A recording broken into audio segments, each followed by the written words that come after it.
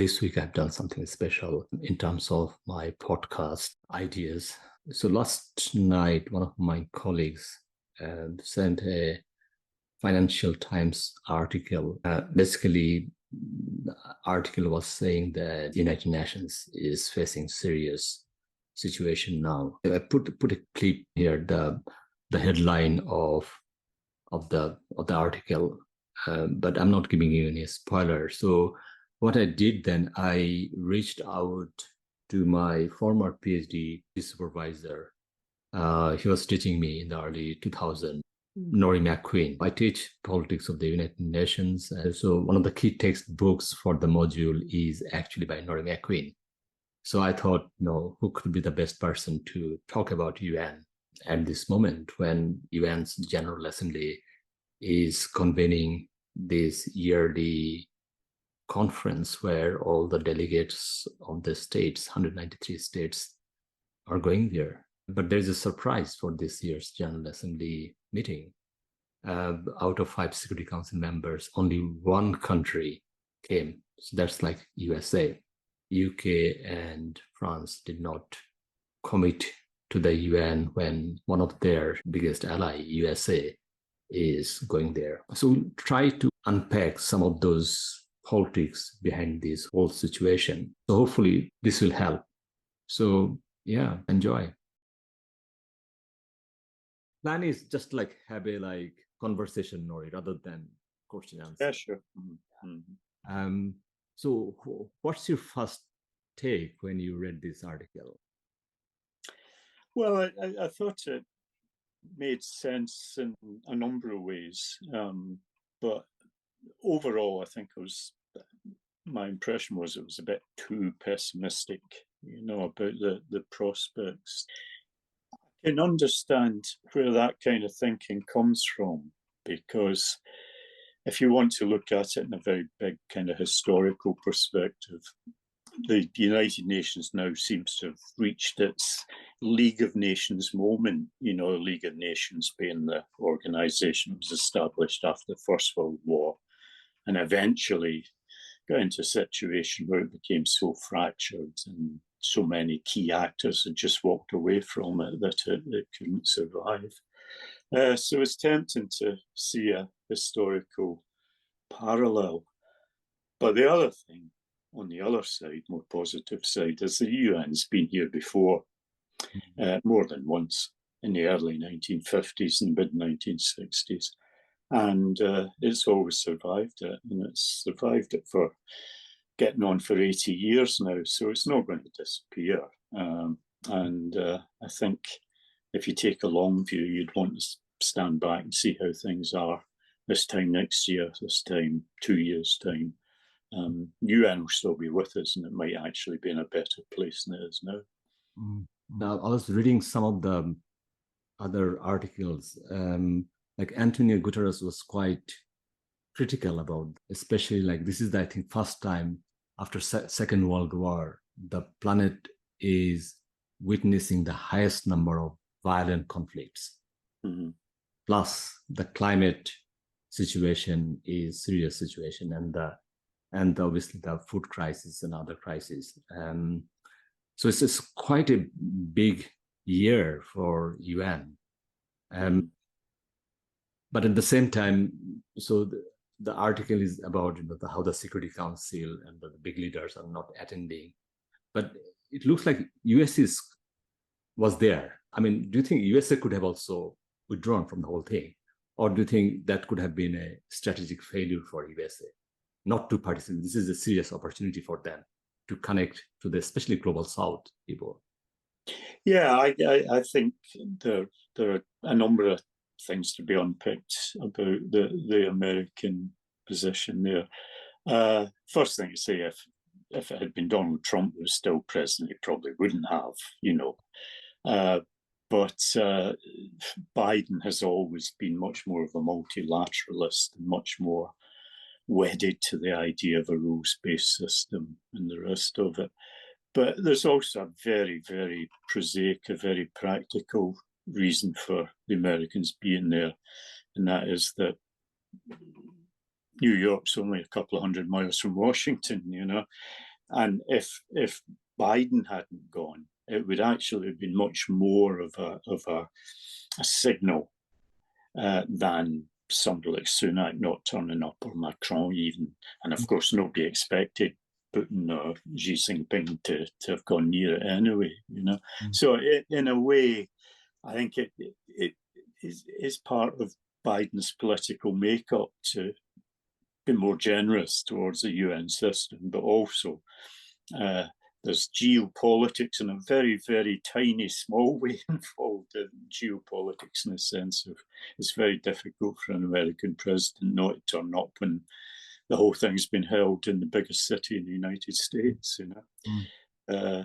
So I wouldn't read too much into that, but it was probably as well that he did. If none of them had turned up, it would have been a major issue. But it's the one thing to bear in mind about it, and it's not to overstate the significance. I mean, you're talking about two different organs of the United Nations. You're talking about the General Assembly, and you're talking about the Security Council. Now, the big thing that they didn't turn up for was nothing to do with the Security Council. It was the opening of the General Assembly.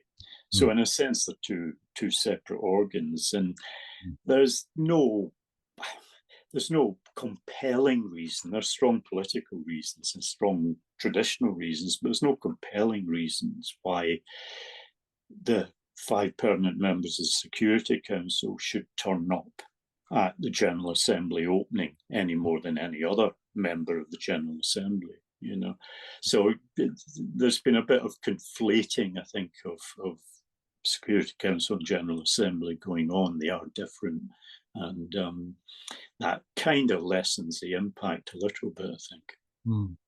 But at the same time, like historically, whenever Security Council has this kind of impasse, like it's not moving anywhere in terms of Ukraine war or other conflict situation, the UN historically tended to move towards General Assembly and try to mobilize there. It almost sounds like the both organs are actually kind of downgraded. Does it make sense? I know what you mean about the move towards the General Assembly when the Security Council becomes moribund, but I think you have to separate out different elements in that. The Americans certainly did that in the early 1950s, but they did it because at that time the General Assembly was very safely pro-Western in its makeup. There was the Soviet Union, and there were the East European satellites, and then the rest of the world. So the General Assembly was very much a dominant figure in American interests and American perspective. By the 1960s, that wasn't so much the case, because you'd had decolonization and you'd had the influx of new states, which weren't necessarily pro-Western. But the General Assembly was important then, not primarily because it was pro-Western, but because it was very influential in the world. Everybody back in the first years after decolonization took what was called the Afro-Asian world very seriously. The non-aligned movement was a very powerful actor in international politics. So the General Assembly at that time was important, not because it was pro-Western particularly, but because it was a big actor. So when you had a competitive bipolar system, both Washington and Moscow were kind of fighting each other for prestige, for influence, and for the favour of the General Assembly. But with the kind of decline of the Afro-Asian movement, the more or less disappearance of the non-aligned movement, the Security Council became much more important. And that was accelerated, I think, with the end of the Cold War. That's where all the action was. It was the Security Council that took all the big decisions, made all the serious, binding resolutions, established peace operations, etc., etc. And so, in a way, the General Assembly became a bit marginalised. You know, I don't think there's going to be much of a competition for the favour of the General Assembly anymore, because it's just not that powerful an organisation. You know, so I don't think that's an option in terms of reviving the United Nations as a major global actor. I think the only option is to try and get the permanent members back to some level of cooperation. And it might look impossible now. It certainly doesn't look good, but I guess say it's too early to write it off, I think. I was kind of watching a couple of things on like BRICS politics, especially like last like couple of months, South Africa and like from like South America, like Brazil. So it's a kind of global South, they call it, I mean, some kind of mobilization. And they're extremely critical about, you know, like the way the West handled pandemic, the way they're, you know, controlling the vaccines. And then in terms of the climate politics, they're quite, so like South African president, what's his name? Ramaphosa. Yeah. And he was giving this like very powerful speech about, you know, and then I can see like Macron was sitting there and he was like kind of ducking his head a bit. So it's kind of big opportunity for them to like, you know, go after. And then also I saw like he was also visiting Moscow to meet like Putin, and they did some kind of security drill like South Africa close to the sea there. And also obviously China is quite involved in African politics, African economy. So it's like, though the big show is not happening in the General Assembly, but the big show is happening outside of those things. Yes, I mean, there's a whole series of other organizations, but I'd be cautious about seeing the BRICS or the BRIC as a movement has been representative of the global South. It's representative of very few parts of the global South, and there's lots of tensions within the BRICS themselves between them. Nobody talked much about the BRICS in the last few years. They were big, maybe 20 years ago, a big phenomenon. But then, particularly after the financial crisis in 2008, the focus moved from them. They had their own problems. They've come back now a little bit, I think, because of global economic conditions and also the sort of commodities and the rest that they can produce and control. But I wouldn't overstate their significance, really. I think it's other organizations like the G20 and the G7 outside of the UN system, which probably need a wee bit more attention devoted to them, you know. That possibly, the growth of these other organizations possibly does undermine the United Nations, but in a sense, the United Nations triggered that. I mean, the United Nations, by being a relatively successful global organization, made the whole fundamental idea of international organization quite attractive. You know, a sort of organized international system. And the obvious extension from an organized global system is to have organized regional systems like the European Union, like ASEAN, or the Organization of American States, whatever.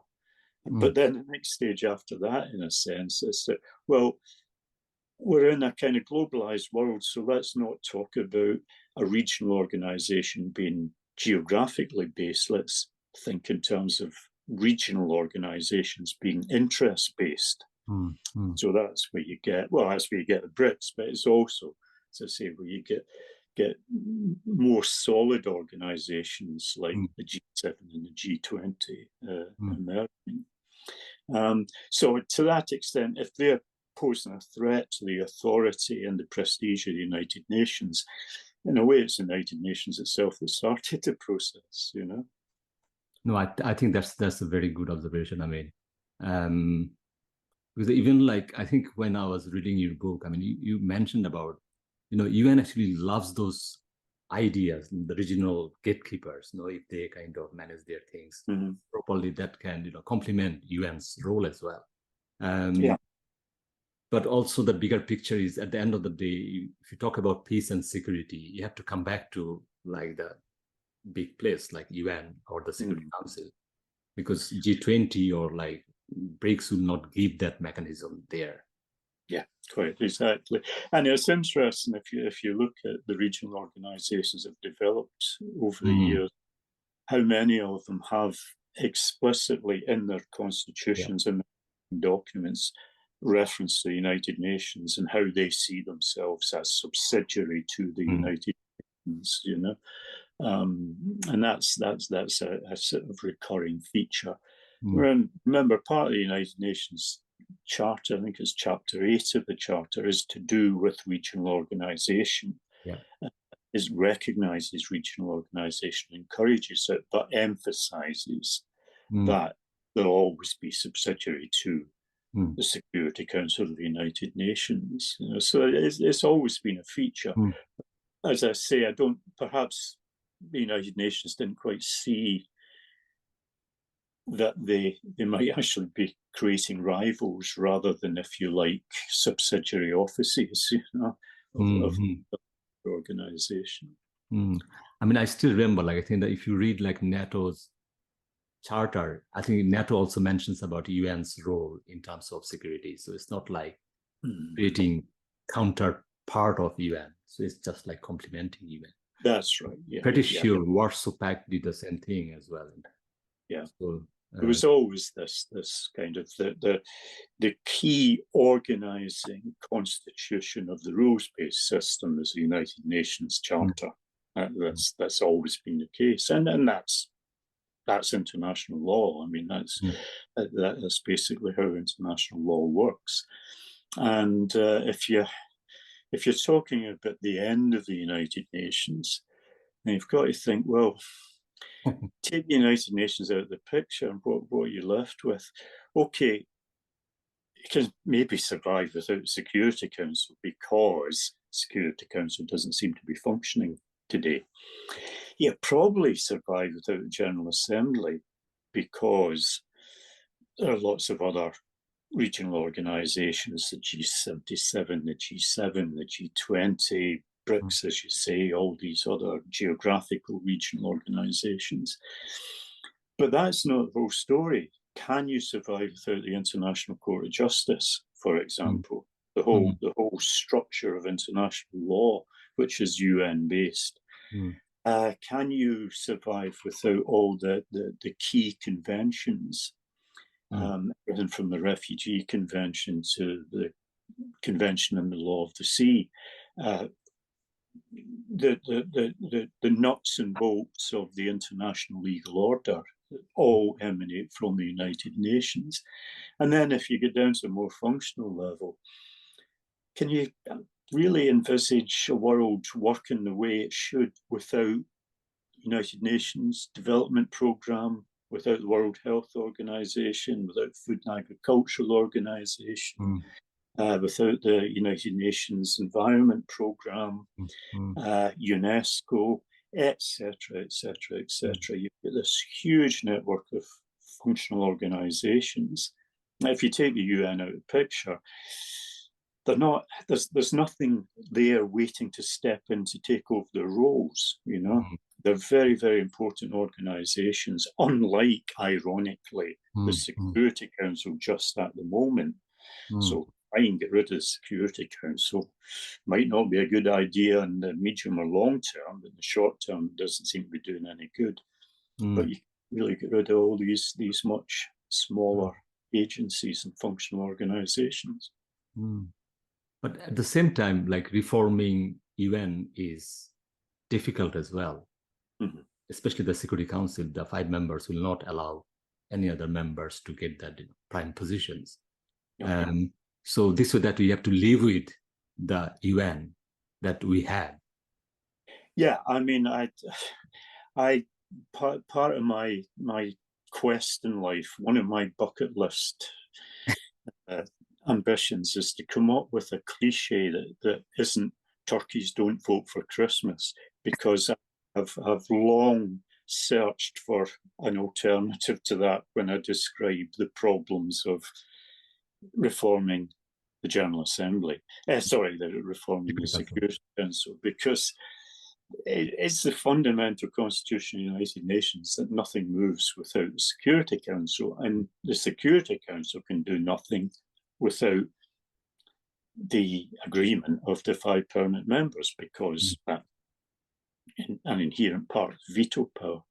So how are you going to get meaningful reform? I mean, who in the General Assembly, which of the 5 permanent members is going to dilute their own power? And even if they're willing to dilute their own power, they might be willing to dilute it with one particular substance, but somebody else is going to want to dilute it with another substance, and so the whole thing becomes moribund. And reform the UN isn't impossible, but reform the Security Council, people go on and on about it, but they're really talking in a kind of, because you can't break out of the reality that faces them. The one thing I would say about it, and it's pure historical accident, but it is quite remarkable that the 5 permanent members of the Security Council, as designated in 1945, have remained for most of the past 80 years the 5 biggest actors in international politics. And I just, as a kind of thought experiment, I try to think of a period in modern international history, right back to the 30 Years' War in the 17th century, right back to them, when that has been the case, where you've had the same powers at the top of the international political system. But I say that's an accident. It's a fortunate accident in purely in terms of keeping the Security Council relevant. But it is the case, and there isn't that much sense that it's going to change that much. That's quite an interesting point, because if I think that Ottoman Empire was the Security Council member in the 18th century, and then they collapsed, and they could not sustain as a Security Council member. Yeah, exactly that. In this case, the 5 are pretty solid. We can but also nuclear weapons play that big role there as well. For many years, yes, they were the only states in the international system with functional nuclear weapons. Not so much the case now, but they still are way out ahead of other states that are nuclear or have nuclear weapons. But yes, it is quite remarkable kind of historical phenomenon.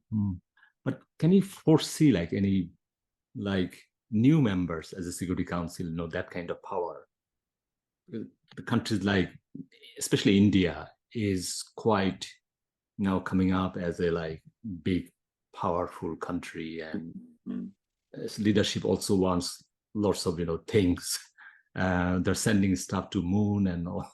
Sure. It looks like they're mobilizing stuff to have that prize position. But what's your take on that?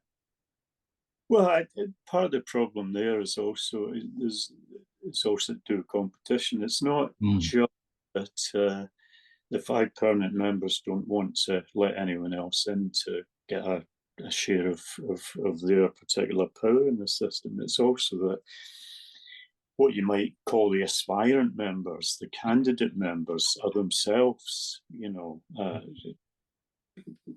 opposed to each other. They're going to struggle among themselves. If you think of it on a regional basis, India, obviously, how would Pakistan relate to that? And they're both nuclear powered, if you think of it. How would Indonesia react to it? Indonesia has always seen itself as a big international hitter, right back to the Sukarno years in the late 1940s, 1950s. If you go to Africa, Africa's got to be represented obviously. Mm. But what's it going to be? Is it going to be Nigeria? Is it going to be South Africa? They don't really, get on. They're not going to sit down and say, no, you do it. You have it. We don't want it.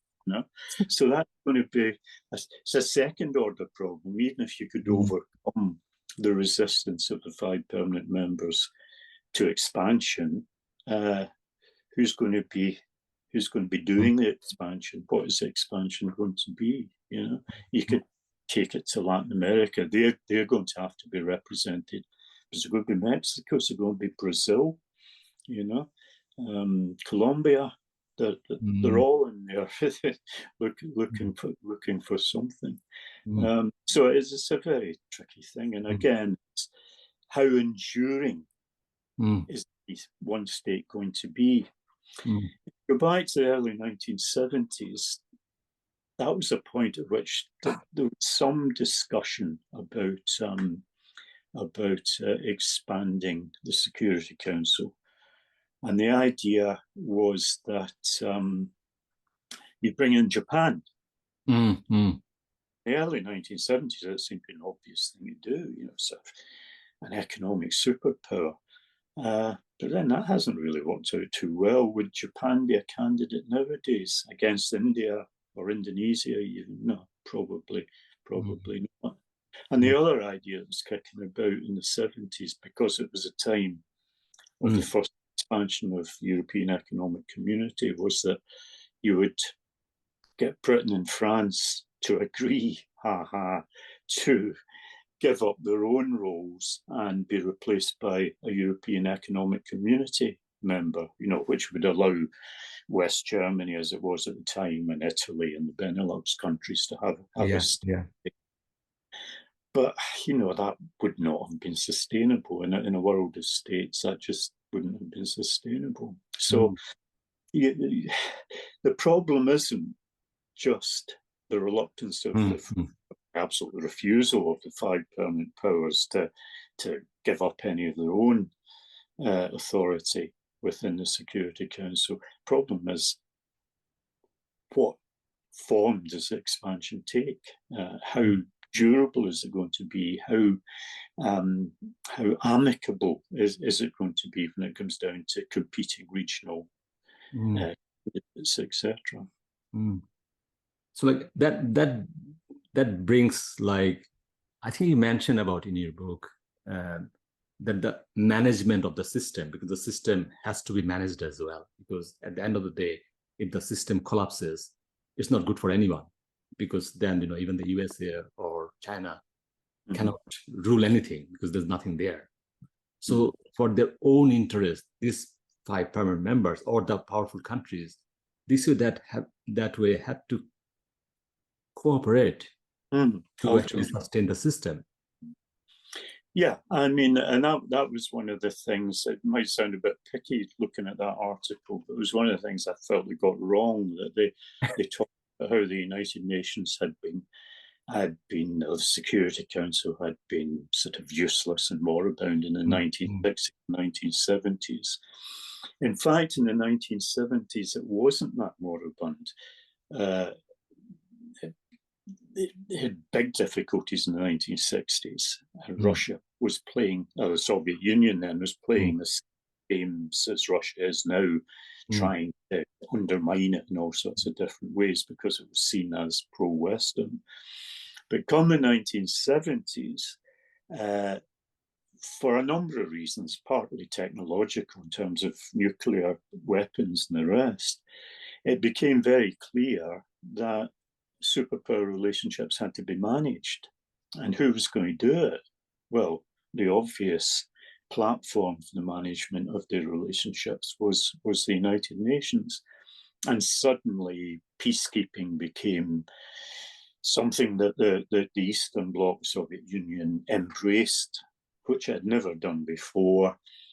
It was also, UN was also a very useful vehicle for things like nuclear non-proliferation agreements and arms control agreements and the rest. All things that, when the superpowers had realized that things could quite quickly spin out of control if the nuclear arms race went on unregulated with lack of communication and the rest. Somebody had to be, or some vehicle of management had to be identified, and the obvious one was the UN. Now, in that respect, I think we're a long way from that situation at the minute. But if you think about it, some way or other, the Ukraine war is going to end, right? Now, who's going to end it? Now, it might be a nice idea that there's some decisive battle like Waterloo, and that it's quite clear who's lost and who's won, and that's the end of it.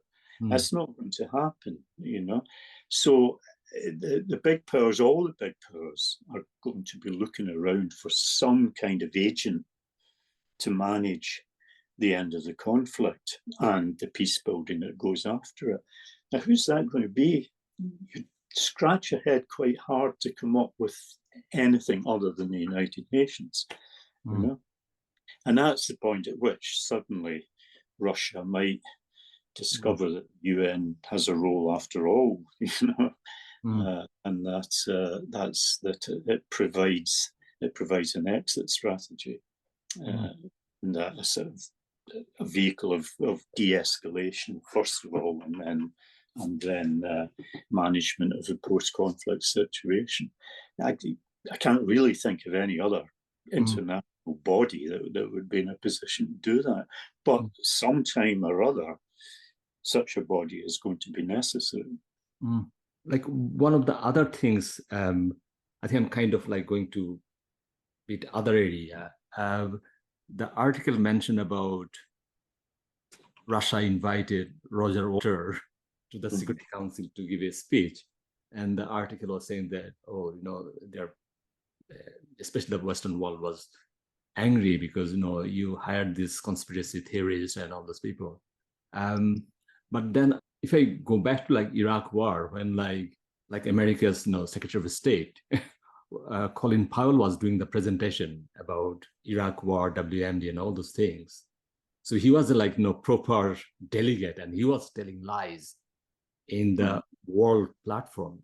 So it's always like that, isn't it? Historically, USA always did that, like hiring civil society. Even I remember like after during the first Gulf War when Iraq invaded Kuwait. So do you remember that like incubator babies, you know, how Iraqi soldiers are throwing out, and then later it came out that, you know, that nurse, so-called nurse, is actually the daughter of Kuwaiti ambassador in Washington, D.C.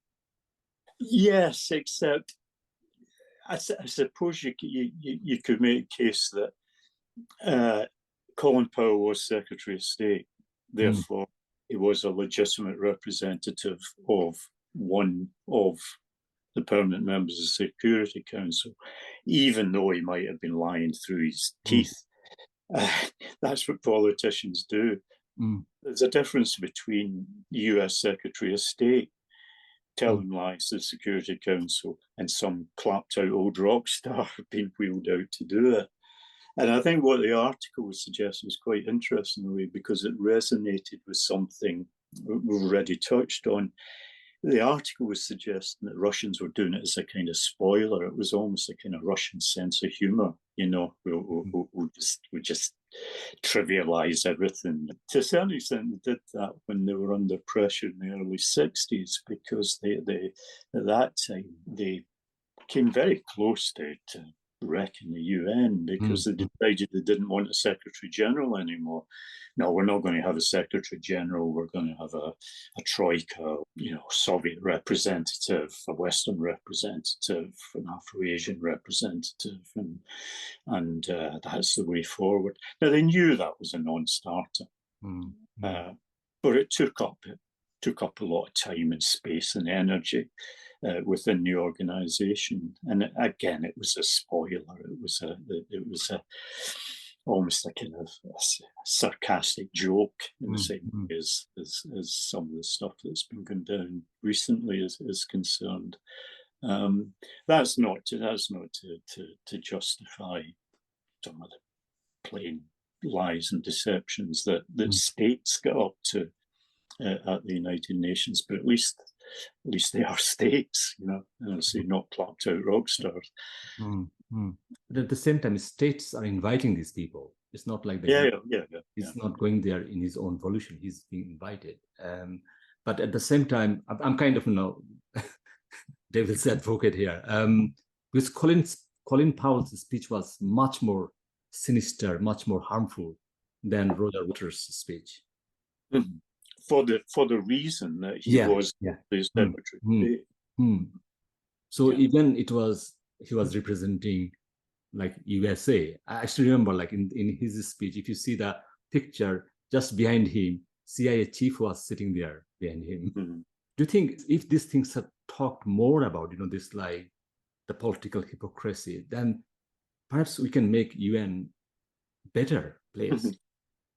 But there would have to be an agreement on what hypocrisy was, and what's a tolerable level of lying, if you like, and what isn't, because politicians are not going to tell the truth. That's just the way it is. They tell the truth at home, they don't tell the truth at the United Nations. So in a sense, it's like saying, wouldn't it be great if we had nice pink unicorns dancing about the place, and we can expose the hypocrisy of all these politicians at the United Nations. Of course it would be lovely, but it's not going to happen. But I do think you've got to keep the thing, in a sense, serious. And by serious, I suppose, I mean that you accept the mistruths and the deviations of legitimate state representatives, which for most states have some kind of democratic legitimacy, rather than pulling in sort of spoilers, if you like, conspiracy theorists and kind of, sort of international celebrities who really don't know what they're talking about and don't have the backup even to tell decent lies. Yeah, I mean that makes sense. It's not like I'm trying to say that this war is better than Iraq war, or Iraq war was better than this war. All wars are bad, so all are, all has to be stopped and all has to be dealt with, so that we can stop this violence and the killings wherever it happens. So that's. But I mean, I think you kind of explained it, because at the end of the day, we have to deal with the states, because we are talking about the states. If you're talking about a system that the world's overall well-being is, at the end of the day, we have to deal with the states and states' behavior, and the management of states are tricky, historically tricky, and it's always will be. I mean, states will always do that to maximize their position. That's the so we cannot do much about those things. But how to manage that through this kind of system, that's also important. But at the same time, states will not send their finest diplomats to do like world peace. Yeah, to some extent will, some extent they won't. It will depend on their particular framing of the notion of world peace. Because every major power has its own genuinely held view of what world peace should look like, and it's a high aspiration, I mean, with the exception of a few countries that use United Nations appointments as a kind of form of patron-client politics in their own countries, and send failed politicians in their own countries to be representatives of the United Nations. That happens, but I don't think it happens with the big powers. I think by and large, they do tend to take the UN quite seriously, even if they're falling out with the UN, as the Russians have at the minute, and as at times in the past the Americans have, whether under Trump or under Reagan, they still take it seriously. They're still sending some of, as each country would see it, their best people to represent them at the UN.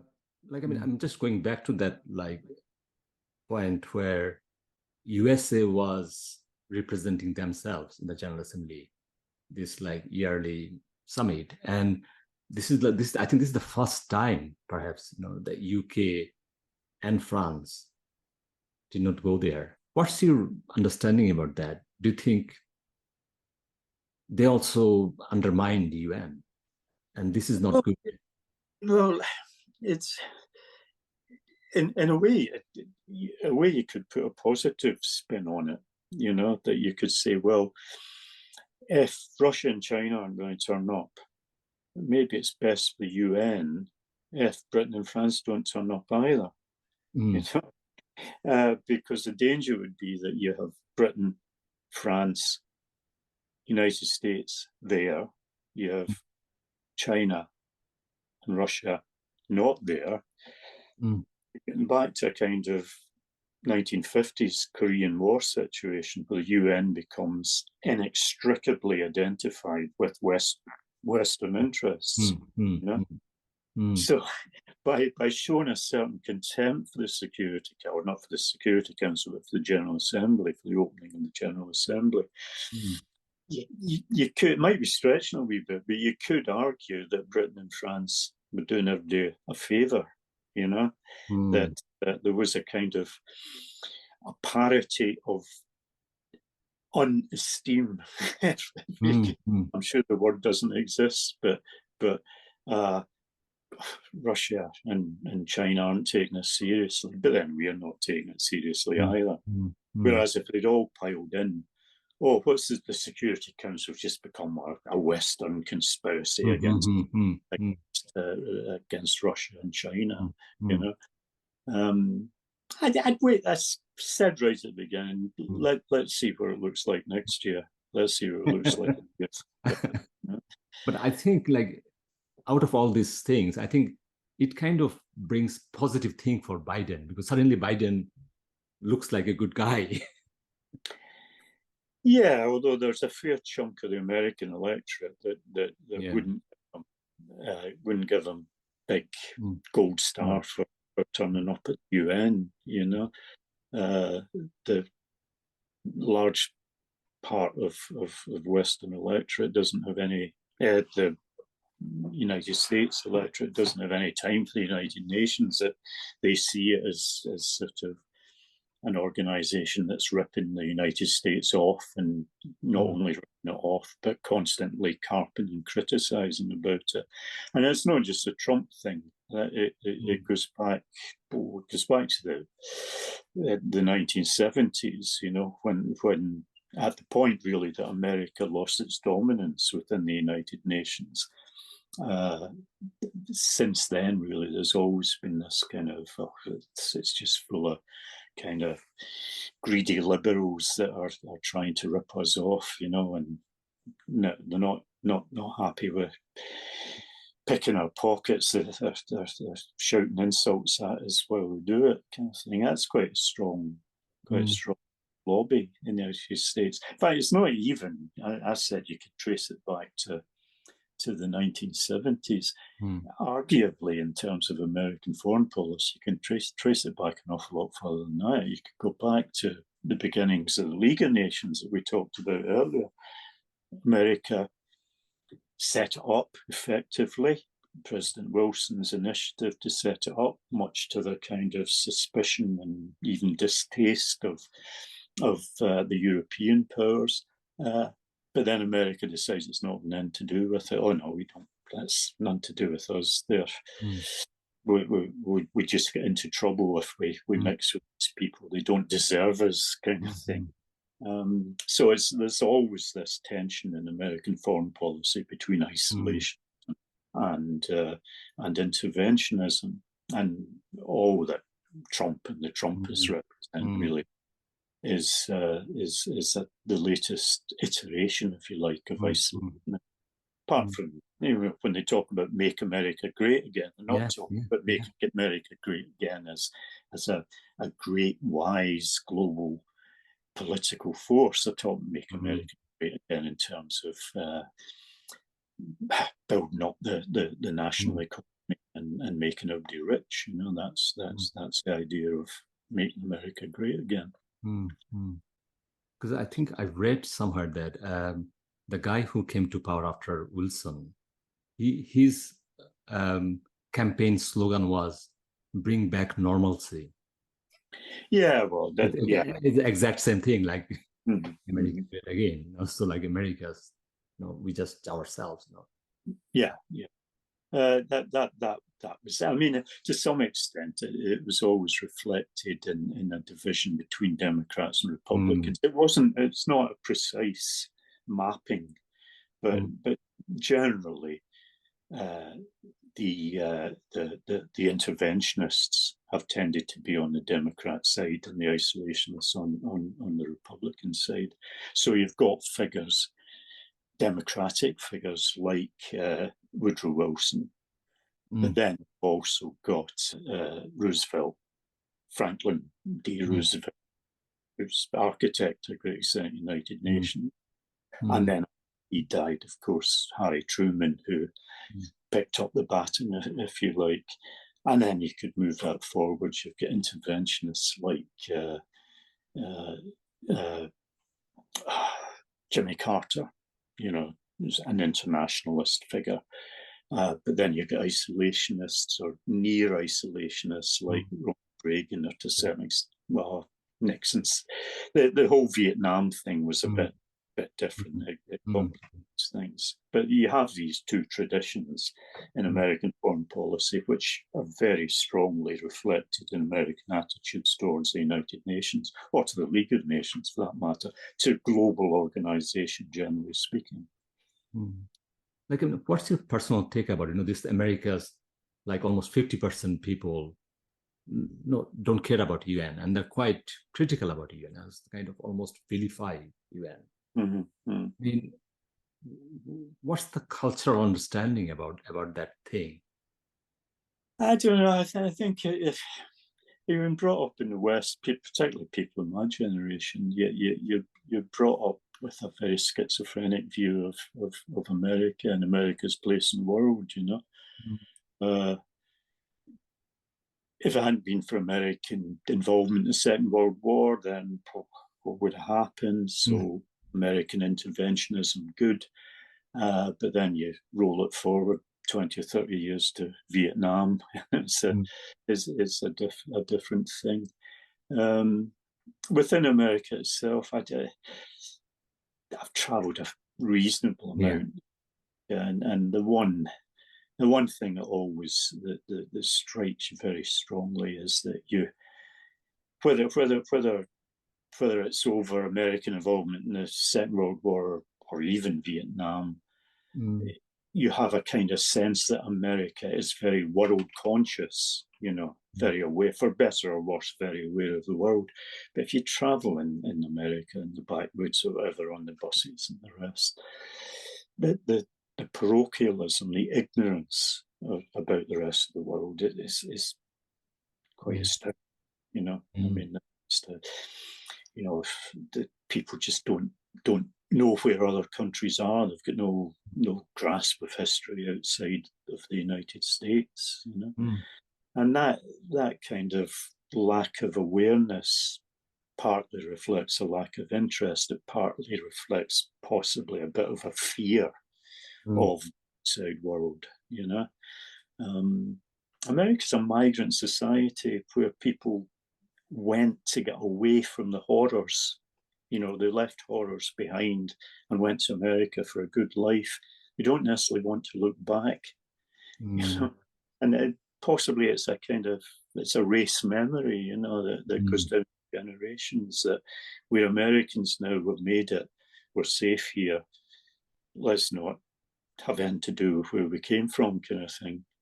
I don't want to take this too far. I think you can get fanciful about it, but there are all sorts of psychological, sociological currents, I'm sure, that operate. Just one last kind of question. It's not question, it's like, like you mentioned about the next year's General Assembly meeting, and that we need to wait to see like what's happening then. because you have been studying UN for some time. What's your prediction? That do you think that all the 5 members will be back, or still, if the things are what they are now, still possibility that it will be more diminished? But it's not the end of UN. UN will be there, but there will be a kind of phase. Yeah, I think it's a phase, and I think maybe 1 year ahead might be too short a period, and I wouldn't like to make precise predictions, but I wouldn't be surprised if China re-engaged. China and UN is a very interesting kind of phenomenon over recent years that, yeah, it's backed off a little bit, but not that many years ago, China was using the UN as a way of kind of advertising its great power status, It's an odd statistics think back on, but only about 15 years ago, 12, 15 years ago, China was the largest single contributor of forces to United Nations peace operations, and that was starting from a kind of zero base a few years before that. So I wouldn't be surprised if you saw China coming back in and perhaps seeing the United Nations again as a vehicle, to mediate its great power status. The Russian position will depend very much on what happens in Ukraine. But as I said earlier, at some point, I would not be at all surprised if Russia was very, very willing to embrace the United Nations, because it could provide this agency role in allowing an exit strategy from Ukraine, from the war, because, as I say, wars don't just stop. The ends of wars have to be managed. It doesn't matter who wins or loses, or whether one side loses big or wins big. The process still has to be managed, and the only possible manager that I can think of is the United Nations. And it's for their own interest as well. Yes, or purely for their own interests. Because if the United Nations manages the end of the Ukraine war, then Russia is still a permanent member of the Security Council, which Ukraine isn't. So it might not. That might not manifest itself in the terms of any post-war settlement, but it's optics. We are using an organization that we are a dominant actor in. Ukraine isn't. We'll use the United Nations because we are a permanent member of the Security Council. So it's not going to squander that status, readily, because it's still got utility, even if that utility might be a year, 2 years, 3 years in the future. It kind of reminds like UNEF 1, where it was a magic formula for all the countries involved. Everyone, exactly right. Exactly that. I was actually just thinking about that. That for Britain, it was fine in a way. It let them off the hook, and they could say, "Well, yes, okay, we've done our job now. The United Nations can take over." That's ideal. While Britain was trying to convince the world that it was just handing over to the United Nations, of course, Egypt was able to say, "Aha, the United Nations come in and rescued us from imperialism." And you could see a very similar situation emerging in Ukraine, where the Russians say, "Right, well, we'll let the United Nations, we've done our bit, the United Nations can come in and tidy things up." Whereas the Ukrainians will be saying, "Yeah, the United Nations come in and sorted out these Russians and the rest of it." And that, of course, is the magic formula for operations and peace outcomes. Everybody gets a prize. Prize, yeah. Thank you, Norrie. I mean, I think we had a like good conversation. Hopefully, we'll meet up again Yeah, very soon. soon. Yeah. Thank you, Good. Norrie. Yeah. Cheers. Cheers. Bye bye.